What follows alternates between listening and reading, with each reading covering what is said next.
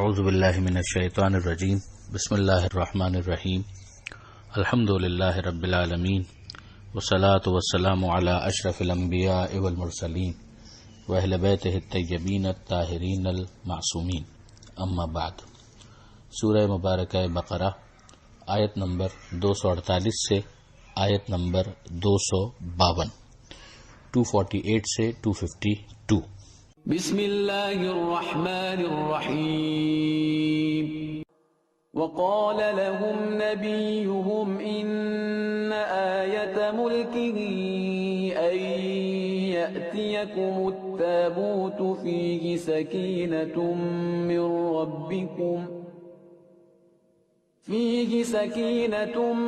من ربكم وبقية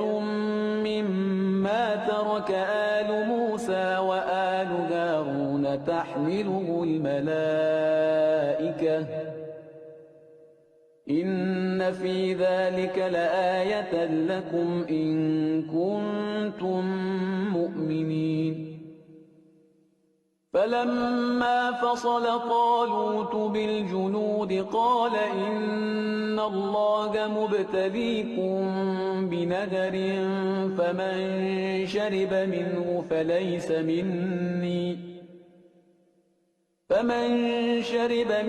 فليس مني ومن لم يطعمه فإنه مني إلا من اغترف غرفة بيده فشربوا منه إلا قليلا منهم فلما جاوزه هو والذين آمنوا معه قالوا لا طاقة لنا اليوم بجالوت وجنوده قال الذين يظنون أنهم ملاقو الله كم من فئة قليلة غلبت فئة كثيرة بإذن الله والله مع الصابرين۔ ولما برزوا لجالوت وجنوده قالوا ربنا أفرغ علينا صبرا وثبت أقدامنا وانصرنا على القوم الكافرين فهزموهم بإذن الله وقتل داود جالوت وآتاه الله الملك والحكمة وعلمه مما يشاء ولولا دفع الله الناس بعضهم ببعض لفسدت الأرض ولكن الله ذو فضل على العالمين۔ تلك آیات اللہ نتلوها علیک بالحق وإنک لمن المرسلین۔ اس صفحے پر بھی ہم دیکھتے ہیں کہ اس قضیے کو اور اس واقعے کو کنٹینیو کیا جا رہا ہے جو طالوت علیہ السلام کے حوالے سے شروع ہوا تھا کہ نبی خدا کے سامنے حضرت موسیٰ علیہ السلام کے بعد جو ایک نبی تھے، بنی اسرائیل والوں نے آ کر یہ کہا کہ ہمارے لیے ایک بادشاہ، ایک سردار مقرر کیجیے تاکہ ہم جا کر ان کی سرداری میں قتال کریں۔ اور حضرت اشمعیل علیہ السلام نے طالوت کا ذکر کیا اور جناب طالوت کے حوالے سے لیت و لال کرنے کے بعد انہوں نے جب مزاحمت کی بنی اسرائیل والوں نے کہ ان کے پاس تو مال کی کمی ہے، تو پروردگار عالم کے حکم سے جناب اشمعیل علیہ السلام نے ان کے علم اور ان کی شجاعت اور جسمانی صحت کا حوالہ دیا۔ پھر اس کے بعد یہاں سے ایک بحث آگے بڑھتی ہے کہ ان سے ان کے نبی نے یہ کہا کہ ان کے سردار، ان کے بادشاہ ہونے کی ایک نشانی، ایک معجزہ یہ ہے کہ تمہارے پاس وہ تابوت آئے گا جس میں تمہارے لیے سکینہ ہے تمہارے رب کی جانب سے۔ یہ ایک نشانی بن گئی اور یہ ایک معجزہ بن گیا۔ وہ اس اعتبار سے کہ بنی اسرائیل والوں کے پاس یہ ایک تابوت یعنی ایک صندوق، ایک باکس، جس کے اندر جناب موسیٰ علیہ السلام، جناب ہارون علیہ السلام اور آل موسیٰ اور آل ہارون کے کچھ تبرکات موجود تھے۔ مثلا جناب موسیٰ علیہ السلام کا عصا، توریت کی وہ تختیاں کہ جس کے اوپر توریت کے آیتوں کو نقش کیا گیا تھا۔ یہ بھی کہا گیا کہ یہ وہ تابوت تھا کہ جس میں جناب موسیٰ علیہ السلام کی والدہ نے جناب موسیٰ علیہ السلام کو رکھ کر موجوں کے حوالے کیا تھا فرعون کے خوف سے کہ کہیں ایسا نہ ہو کہ میرے بچے کو قتل کر دیا جائے۔ تو وہ صندوق اور وہ تابوت بہت اہم بن چکا تھا، اور جناب موسیٰ علیہ السلام کی وفات کے بعد ایک یادگار کے طور پر ان کے درمیان موجود تھا۔ بنی اسرائیل والے اس سے ایک سکون حاصل کیا کرتے تھے، اس کو دیکھ کر ظاہر ہے کہ پروردگار عالم نے اپنی ربوبیت کا حوالہ دیا ہے کہ تمہارے رب کی طرف سے تمہارے لیے اس میں ایک سکون کا سامان ہے۔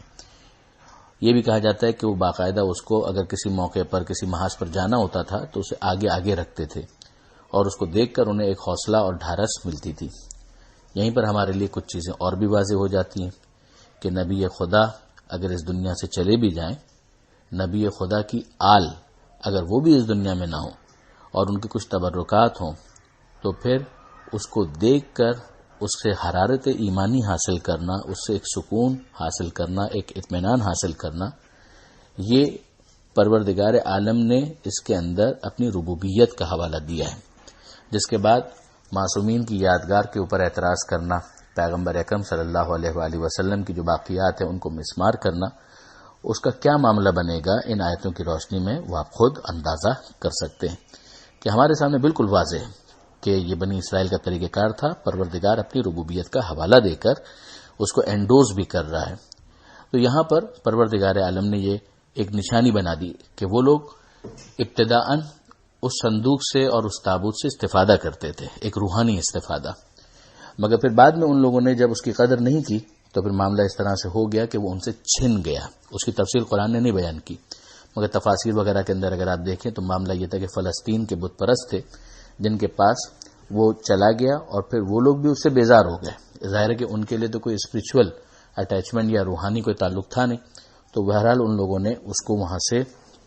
روانہ کر دیا، یعنی باہر نکال دیا۔ کوئی لے جانے کے لیے تیار نہیں تھا، تو بیلوں کو جھود کر ان کے اوپر لاد کر اس کو حوالے کر دیا کہ کہیں بیابان کے اندر چلا جائے۔ اور اتفاق ایسا ہوا کہ یہ اس وقت وہاں پہنچا کہ جب یہ لوگ یہ ساری بحثیں کر رہے تھے، اور ظاہر ہے کہ ملائکہ کا اس کو اٹھانا یہ بھی پروردگار عالم نے نشانی کے اندر اور زیادہ انٹینسٹی بڑھائی کہ جب ملائکہ کو بھی ان لوگوں نے اٹھائے ہوئے دیکھا ہوگا، اور ظاہر ہے کہ جب قرآن کہہ رہا ہے کہ بشارت کے اندر یہ کہا گیا کہ اسے ملائکہ نے اٹھایا ہوگا، تو اس موقع پر ملائکہ ان کو دکھے بھی ہوں گے، جس سے اس چیز کو انہوں نے انڈوز کیا ہوگا، کلیئر کیا ہوگا کہ ہاں یہ تو واقعی ایک نشانی ہے۔ یہیں سے ایک چیز اور بھی ہمیں سمجھ میں آئی کہ طالوت علیہ السلام بہرحال نبی نہیں تھے، مگر ان کے لیے یہ معجزہ دکھایا جا رہا ہے، تو یہ بھی سمجھ میں آتا ہے کہ معجزے کا ظہور صرف انبیاء سے نہیں ہوتا، انبیاء سے تو بہرحال ہوتا ہے، مگر انبیاء کے علاوہ بھی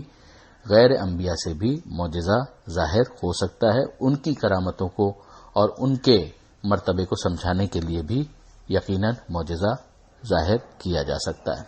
خاص طور پر جو الہی عہدہ ہے، اب وہ اگر امامت بھی ہو جو کہ نبوت سے ہٹ کر ہے، تو بھی اس کے اس بات کے لیے بھی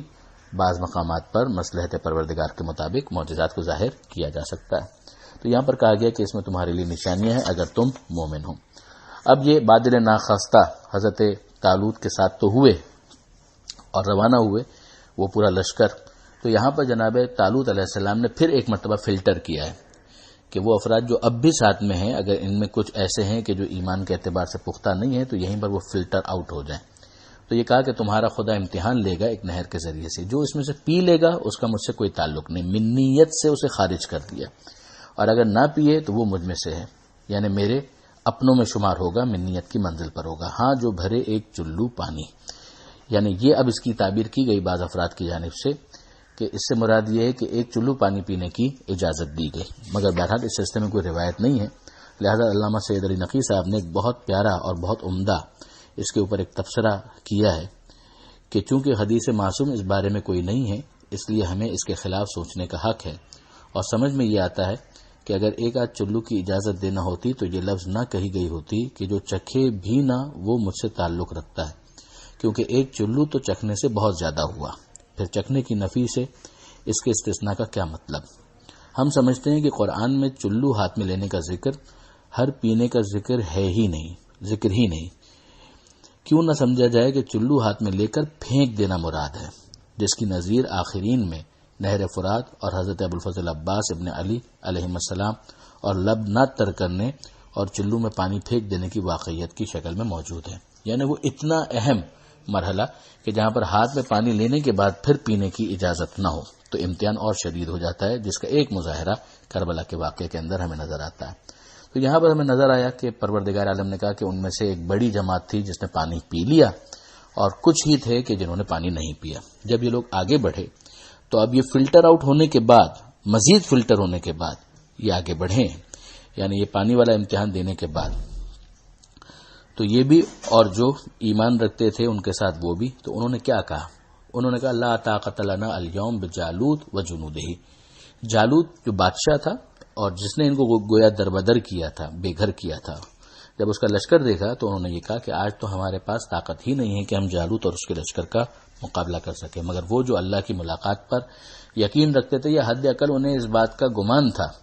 تو انہوں نے یہ کہا کہ کم من فئۃ قلیلۃ غلبت فئۃ کثیرۃ باذن اللہ، کہ کئی مرتبہ ایسا ہوا کہ ایک چھوٹا گروہ اللہ کے اذن سے بڑے گروہ کے اوپر غالب آ گیا، اور اللہ یقیناً صابرین کے ساتھ ہے۔ یہیں پر ہمیں سمجھ میں آتا ہے کہ صبر کچھ نہ کرنے کا نام نہیں ہے، صبر ثابت قدمی کا نام ہے۔ اور وہی چیز اگلی آیت کے اندر ہمیں دعا کی صورت میں بھی نظر آتی ہے کہ جب جالوت اور اس کے لشکر سے آمنا سامنا ہوا تو ان صاحبان ایمان نے یہ کہا کہ ربنا افرغ علینا صبرا، کہ اے پروردگار ہمیں بھرپور صبر عطا فرما، ہمیں صبر کی طاقت گویا ہم پر انڈیل دے، اور ہمیں ثبات قدم عطا فرما۔ صبر ایک اخلاقی وصف ہے جو انسان کے باطن، اس کے نفس کے اندر ہوتا ہے، اور اس کا نتیجہ ظاہر ہوتا ہے ثابت قدمی کے ذریعے سے، کہ اب وہ ڈٹ کر مقابلہ کریں، اور پھر اس کے بعد یہ ہے کہ وانصرنا علی القوم الکافرین، کہ اس کا نتیجہ یہ ہو کہ تو اس کافر قوم کے اوپر ہماری مدد فرما اور ہمیں نصرت عطا فرما۔ اب آپ نوٹ کریں کہ یہاں پر دعا بھی مانگی جا رہی ہے، اخلاقی وصف کا بھی حوالہ دیا جا رہا ہے، اور عمل کے اعتبار سے بھی سمجھایا جا رہا ہے کہ دعا ایسی ہونی چاہیے کہ جو انسان کو عمل میں اور آگے بڑھائے، عمل میں پیچھے نہ کر دے۔ تو اب اس کے بعد اس کیفیت کو بیان کیا گیا کہ جب لڑائی ہوئی ہے تو وہ لوگ بہرحال اللہ کے اذن سے انہوں نے لڑائی لڑی اور خوب لڑی، اور بالآخر جناب داؤد علیہ السلام کا ذکر یہاں پر آیا کہ انہوں نے جالوت کو قتل کر دیا۔ یہ اسی لشکر میں تھے اور بظاہر اتنا زیادہ ان کا نام اور شہرہ بھی نہیں تھا، مگر انہوں نے جالوت کو قتل کر دیا، اور اللہ نے ان کو ملک اور حکمت عطا فرمائی۔ یہ ان کی نبوت کی طرف بھی اشارہ ہے، اور انہیں وہ علم دیا کہ جس کو اللہ نے چاہا۔ اور اگر اللہ بعض کے ذریعے سے بعض کو مغلوب نہ کر دے، دور نہ کر دے، شکست نہ دے دے، یعنی ان کا دفعیہ نہ کرے، تو زمین تباہ و برباد ہو کر رہ جائے۔ لیکن اللہ تمام جہان والوں پر بڑا احسان والا ہے، یعنی اسی طرح سے ہوتا ہے کہ اگر کوئی سرکشی کرنے والا ہو تو پھر پروردگار عالم اس سرکشی کرنے والے کی سرکشی کو کسی نہ کسی وسیلے کے ذریعے سے پھر دور کرتا ہے۔ آخری آیت کے اندر ہمیں نظر آتا ہے کہ پروردگار عالم نے ارشاد فرمایا کہ یہ آیتیں ہیں اللہ کی طرف سے ہیں، اللہ کی آیتیں ہیں، نشانیاں ہیں، جسے ہم آپ کی طرف حق کے ساتھ تلاوت کر رہے ہیں، بیان کر رہے ہیں، اور آپ یقیناً رسولوں میں سے ہیں۔ یہ آیت نمبر 252 یہاں پر مکمل ہو گئی، اور اسی کے ساتھ الحمدللہ دوسرا پارہ بھی مکمل ہو گیا۔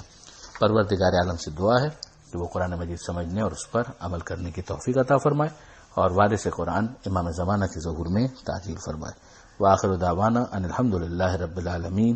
والسلام علیکم ورحمۃ اللہ وبرکاتہ۔